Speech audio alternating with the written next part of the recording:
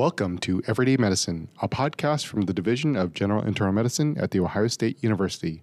This podcast is focused on primary care and aims to provide current information to medical professionals from experts in Ohio. We're also graciously sponsored by collaboration with the Ohio chapter of the American College of Physicians. I'm Chris Chiu. I'm the Director of Education in the Division of General Internal Medicine at The Ohio State University.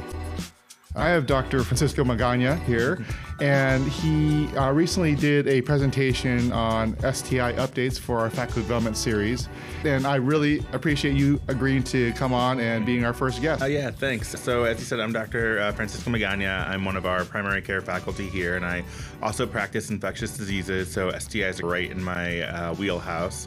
So I wanted to prepare a talk to give everyone a little bit of an update on the most recent STI guidelines that have come out in the past couple of years. Most recently, 2021 was the biggest update to come out. And we'll just jump right in and talk about things, how I set the stage and talk to patients about these things, and then the ways that you can talk to your patients about STIs and whether or not they are at risk, but also just about their habits and making sure that they're out there practicing safe sex. Excellent. Yeah. So just to clarify, so today we're going to talk about like how to talk to your patients about STI screening, and then we're going to do a little deeper dive into just gonorrhea and chlamydia, and maybe bring you back for if we're going to talk about some other diseases. So tell me, Francisco, can you briefly say who are our patients we're normally doing STI testing on and screening, and what's the difference? Yeah, absolutely. So in terms of screening, there are actually a lot of data out there looking at screening recommendations in the STI world. Right now, the two to keep in mind are, for sure, everyone at least once in your life needs to be checked for HIV if you're sexually active. And then the other recommended screening would be for gonorrhea and chlamydia. And those are more targeted screening. So in that population, you're aiming to screen females specifically under the age of 25 who are sexually active, and high-risk females over the age of 25. So anyone who you may have a higher concern about when you've had your talk with them about how they're practicing sex and other activities. And then otherwise, the other populations have been studied in terms of MSM and other high-risk patients. And if you have a concern, then it definitely makes sense to screen, but data hasn't actually shown any long-term benefits to screening the whole population. So your male heterosexual population or other populations that you may be seeing. Gotcha. Now, I know doing sexual histories and just even discussing with patients isn't exactly the most comfortable thing for even the most seasoned practitioners, I feel. I think during your lecture, you had talked about some P's or something, like a framework to how you approach this. Can you discuss that a little bit? Yeah, absolutely. I think it's always important to not stigmatize anything that we're talking about in the healthcare field, especially in sexual health. So I always just tell people when I'm going through my new patient visits or kind of the yearly physical visits, hey, we're going to go ahead and switch over and talk about your sexual health, because I want to make sure to give you all the best care that you deserve, and always framing it in the way of giving them the best care that you can usually lets patients be a little bit more at ease. The CDC does recommend this kind of 5P structure for how to talk to your patients, which you don't necessarily have to remember all 5 Ps, but at least having a good framework for what you're going to say going into those talks can be super helpful. So the 5 Ps themselves are partners, practice, protection, past, and pregnancy. And with each of those, I'll just quickly go over what I say in each of those categories, and you can feel free, based on your patient population, to modify that to fit who you're talking to. I tend to have a youngish population, a lot of folks who are more into low speak, so I don't really medicalize as much as I can. And again, trying to avoid stigmatization is a really big part of this. That way it's a normal part of conversation in the healthcare field and in their lives if that's how they want to live. So in terms of the first one, partners, I always just kind of ask, so when you're having sex, who is it you're having sex with? Is it men, women, trans folks, non-binary people, or anyone or no one?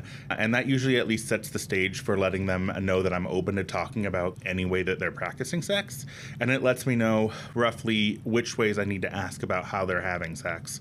So then with that, I try to then pair that next to how many partners have you had in the past year? That doesn't necessarily need to be a firm number, and I try to make sure that they know I'm not trying to shame them or get any of that information out of them. I just want to know, ballpark, are you in a monogamous relationship, or are you someone who has got 3 to 4 partners in the past year through various apps? Or are you in a relationship where you're open and your relationship includes other partners? Because that can also be helpful to judge someone's risk for getting an STI.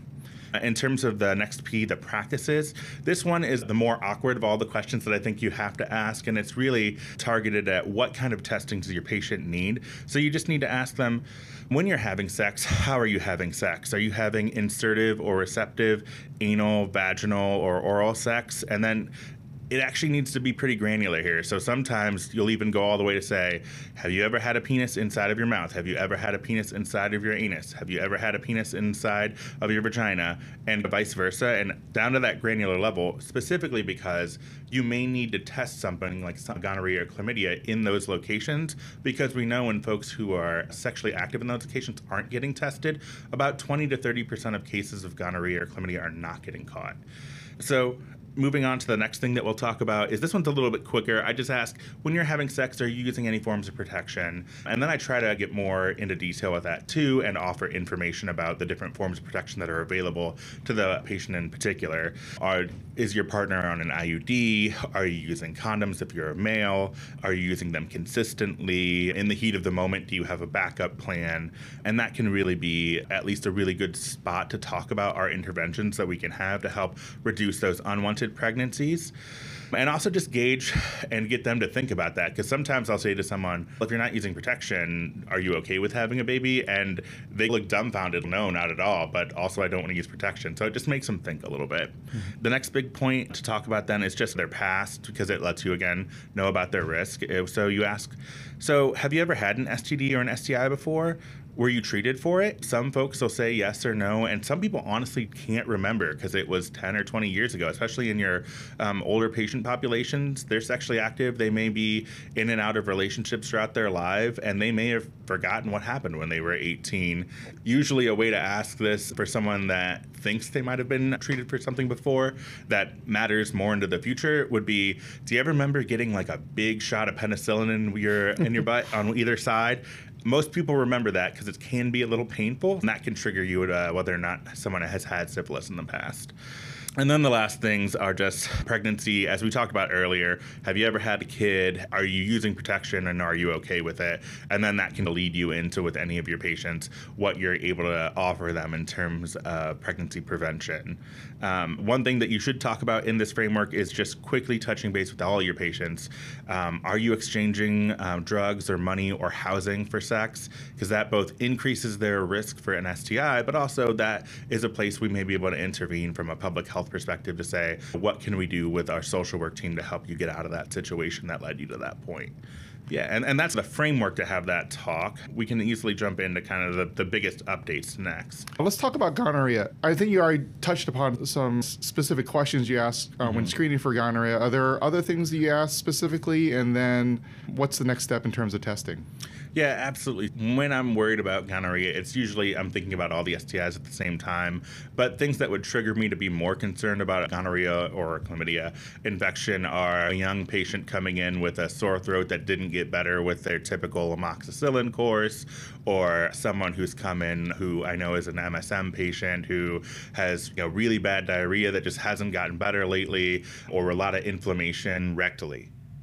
They've gone through a couple of steps and no one really thought to ask those questions. And so those would be my triggers for checking for gonorrhea outside of my, I'm going to screen you because of your risk factors. And that's largely because I don't want to miss those harder to treat forms of gonorrhea. So, most commonly you're going to see the urethritis, the cervicitis with gonorrhea.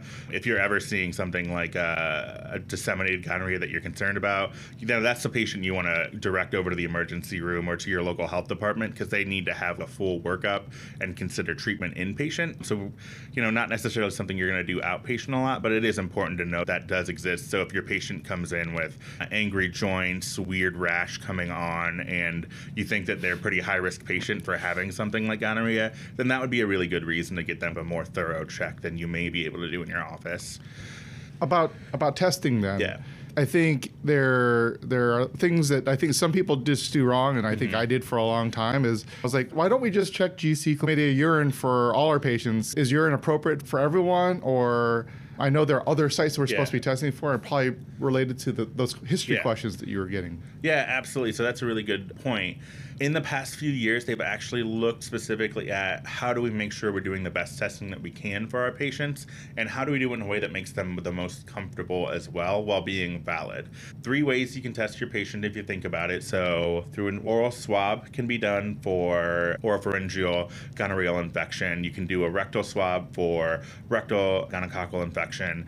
And then in the vaginal or penis perspective, you can either do a vaginal swab or a urine-based test. I generally shoot for a swab over a urine-based test whenever it makes sense. For instance, I'm not swabbing anyone's urethra who is a male because that would be both super uncomfortable for them and also it doesn't add a lot to the utility. But in that patient, you can easily tell them, I'm just going to quickly go ahead and get a urine sample, and they're pretty okay with that. There actually has been some data specifically looking at, can your patient collect the swabs themselves? And over the past 2 or 3 years, we've actually seen at least pretty good proof that shows we're not any better at swabbing those areas than our patients are. So if you have high-risk concern for the areas of oral or rectal or even vaginal for your female patients' gonorrhea, it's completely appropriate to just order a test for self-collection with a swab for nucleic acid amplification. So that's our gold standard test, is that NAT testing, and the patient can collect it themselves in the bathroom of the lab, or depending in your office, if you want to have them do the swabs that you send down for them. And it's completely reasonable to go ahead and do that pathway, and they'll feel a little bit more comfortable. Gotcha. And here in OSU, in our labs, that they can do self-swabs. You can just order each separate swab for each site that you want when they'll show up to the lab, and the lab will probably be able to take care of them. Is that correct? Yeah, absolutely. You should very much be able to expect the lab to be able to hand them the swabs, tell them how to do the collection, and then go ahead and get the sample processed for you. The turnaround time can anywhere be between like a day to 3 days, depending on when the samples are in. So that's useful to keep in mind if you're at all concerned that maybe you need to treat at the time that you see them or hear about things before you get that result, because they may or may not be coming back, that kind of thing, which in an acute visit may pop up. Gotcha. I want to creep a little bit into the next disease, just because I think it's important, because they're often tested together. At least here at OSU, gonorrhea and chlamydia are sent together. Is that correct? Yeah, absolutely. Actually did a research project on the 2 last year, and at least in the past few years, you cannot order separate gonorrhea or chlamydia testing for nucleic acid amplification. You could separately order them for culture, and that's okay, because generally speaking, in our guidelines right now for STI treatment, you're going to decide whether or not your patient needs co-treatment for both or just treatment for one or the other based on whether or not you tested them for the other and if you have a high suspicion. So for instance, if I had a patient whose partner had one but not the other, I would probably assume that they had both. But if in a patient who came in, told me they got back from vacation, had fun while they were down wherever they are, and they test negative for one but not the other, I'm going to treat them for the one that they have, because I trust that what they've told me, and also I don't have a high suspicion in that situation. Gotcha. Yeah. So I know they've changed the dose for gonorrhea in adults since we actually have to care about weight here. Can you explain that a little bit? Yeah, absolutely. It's one of the few medications that in the adult population you actually do think about, not necessarily mgs per kg, but specifically, are they over or under 100 kilograms? And so for gonorrhea treatment, we used to think about using that 250 milligram dose of ceftriaxone that a lot of clinics have on hand actually still these days. But now the recommendation is to no longer use 250 milligrams at all for any patients for gonorrhea in the adult population, instead using the 500 milligrams in a single dose if they're less than 100 kilograms. That's a lot of your patients, but if you do have a heavier patient, you may want to think about bumping up to the 1 gram dose, which is the recommendation from the CDC at this time. And I always just try to tell people, at this point, there's almost no indication for 250 milligrams of ceftriaxone in any adult patient, because I can't think of any, and I'm not sure that it would be useful. Just as some rationale, there are increasing resistance rates in the gonorrhea species across the country. Earlier this year, there were at least 2 isolates that seemed to have some creeping MICs against even ceftriaxone. we definitely want to make sure that we're given the right doses so that we're not under-treating our patients in this population. Gotcha. So the increase in dose recommendations because of increasing resistance patterns? Yeah, absolutely. Okay. And again, to remind me, so that split point is at 100 kilograms? Yep, 100 kilograms is your difference. And after you treat them, I think one of the things that I do want to point out is for anyone who had pharyngeal infection that you were worried about, you do want to do a test of cure within a 7 to 14 day window. If you do it closer to that 7-day window, you may actually be catching some dead bacteria still on the test.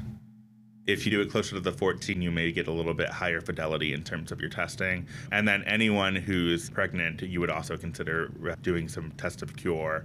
And theoretically, everyone in a 3-month window should be tested for cure as well. Gotcha. So 3-month window. So if you're outside of the 3-month, can you still test, or would you be then worried more of another primary infection or something like that? At that point, you'd probably do the same thing in terms of treatment. You'd consider that either a new infection or a secondary or undertreated infection, which the treatment for is actually still just another round of 500 milligrams of ceftriaxone, or doing another gram if they're over that 100 kilograms. I will say, if you're in that situation and you're in that test of cure, most data shows that the failure of treatment is usually bounce back infections or yo-yoing infections. The partner that didn't get treated, reinfecting the patient that you're seeing. And we'll talk about it a little later, but the EPT can be a really helpful thing, which is the expedited partner therapy. Say we have a patient maybe with a beta-lactam allergy and you can't use ceftriaxone. Do we have other treatment options available? Yeah, you could do 2 grams of azithromycin. You're going to give them orally, and you should know that's a very nauseating dose of azithromycin. So you may want to tell your patient that, or give them a little bit of Zofran beforehand just so that they tolerate it. And if they need treated again in the future, they're not resistant to it. You could give them ertapenem if you have it in the lab.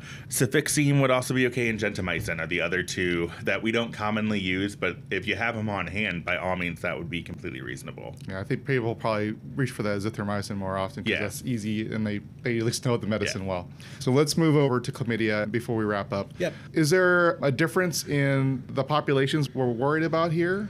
Or I guess we're always co-testing them, so I assume they're similar. Is there any other specific red flags or things that we worry just about chlamydia and not gonorrhea? Yeah, so the one thing that I think is important to keep in mind in terms of populations with chlamydia infections in general is that about 50 to 70% of those patients may not have symptoms at all.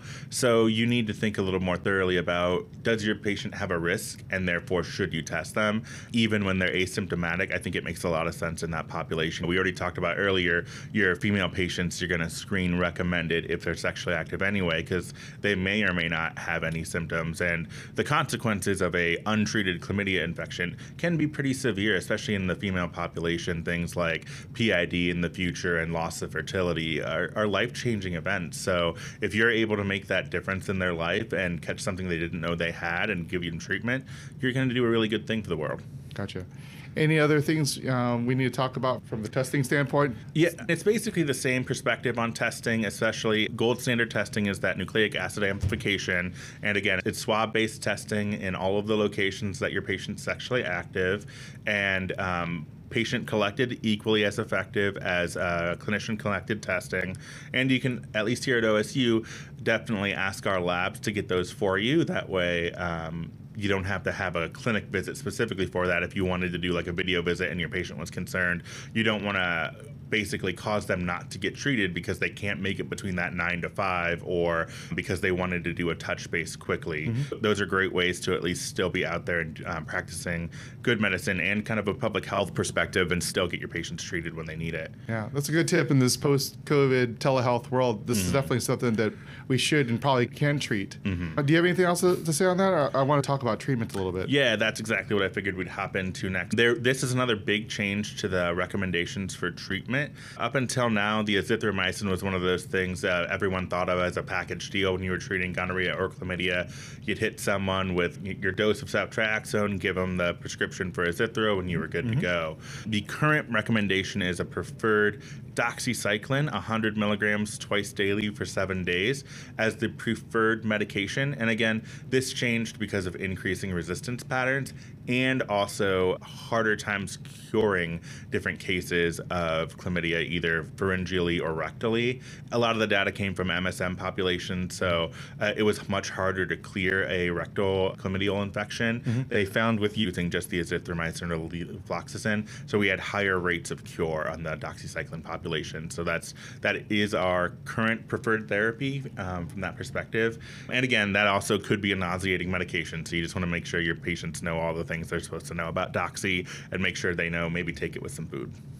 And so what are some of the other options if they can't tolerate doxy, they're known to not tolerate or have allergy to tetracyclines? Yeah, so again, you can go ahead and do the 1 gram of azithromycin in this situation for chlamydia. So if you're treating your gonorrhea and chlamydia and you're doing azithromycin, you just do 2 grams, do you take care of both potentially? Yeah, you definitely could with that 2 gram dose. Yeah, you just want to make sure they tolerate it and that you consider test of cure depending on whether or not they require it based on their site of infection or risks. And then the other thing you could easily do from an outpatient perspective, just a Levaquin or levofloxacin, 500 milligrams once daily for 7 days. And that would be adequate treatment as well. And then again, just depending on your risks, you would consider test of cure there. In that situation, the risk that you're worried about is going to be your pregnant patients for sure, because I think we've all learned about the different potential terrible side effects possible in newborns born with chlamydial infections. Remind me the time frame for the test of cure testing? So 4 weeks for pregnant patients, and then if you have anyone high risk, you'll want to do some anytime after about 14 days. Gotcha. If I have someone with co-infection, I want to do test of cure for both at the same time, it's probably after 2 weeks to 4 weeks is like the ideal place then? Yeah, absolutely. That kind of 2-week window is probably going to get you the highest fidelity test and also be the ideal time in terms of knowing that you've got a clear infection and you're not catching something that was already just dead bacteria popping up. So we're going to be wrapping up really soon. I do want to talk about one more thing. So we were talking about test of cures and we talked about yo-yoing or reinfections. So that goes into the EPT or expedited partner therapy, which here in Ohio where we practice, we do have pretty good guidelines on how we can do this. Can you explain what EPT is? Yeah, so EPT is the expedited partner therapy or partner treatment. And basically, if your patient is infected with chlamydia, gonorrhea, or trichomonas, you are legally allowed to prescribe a course of treatment for their partner, up to 3 partners actually.